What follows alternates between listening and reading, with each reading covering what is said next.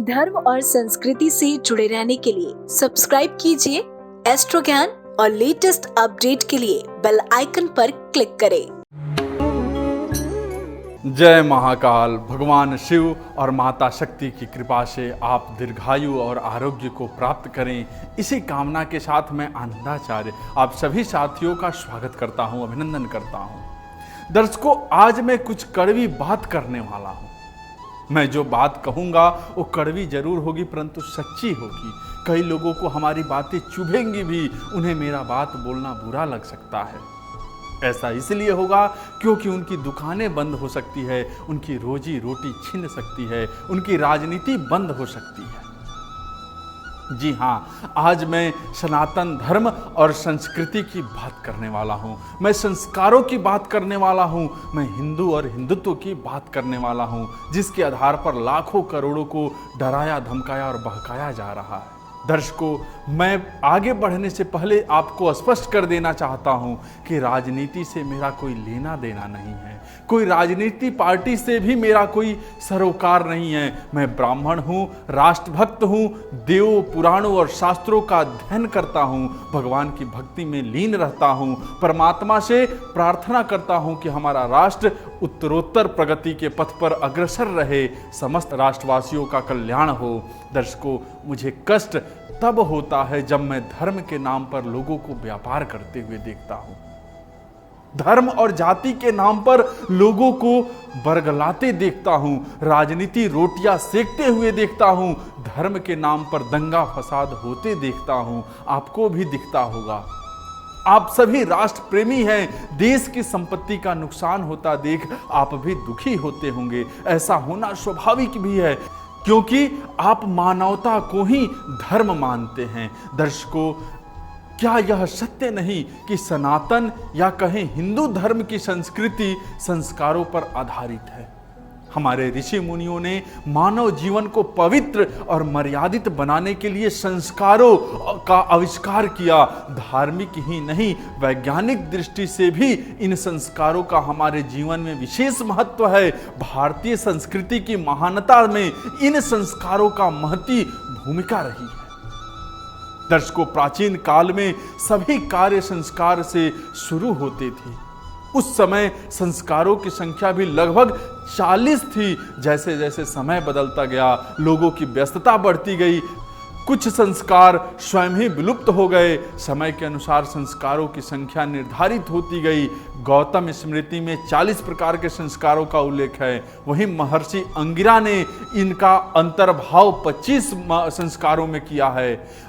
व्यास स्मृति में 16 संस्कार वर्णन हुए हैं। हमारे धर्मशास्त्र में भी मुख्य रूप से 16 संस्कार ही व्याख्या की गई है। परंतु मित्रों, अब जो सत्य मैं आप सभी को बताने वाला हूं वो बहुत दुखदाई है, अत्यंत कष्टदायक है। हम सनातन धर्म यानी हिंदू धर्म की बात तो करते हैं, लेकिन हमने चोटियां रखना छोड़ दी, धोती कुर्ता पहनना छोड़ दिया, टोपी और पगड़ी पहनना भी छोड़ दिया, तिलक चंदन और कुर्ता पहनना भी छोड़ दिया, यज्ञोपवीत छोड़ा, साथ ही संध्या वंदन तथा रामायण पाठ और गीता पाठ भी छोड़ा। बावजूद इसके हम अपने आप को सनातन धर्मी कहते हैं, अपने आप को हिंदू धर्मी कहते हैं।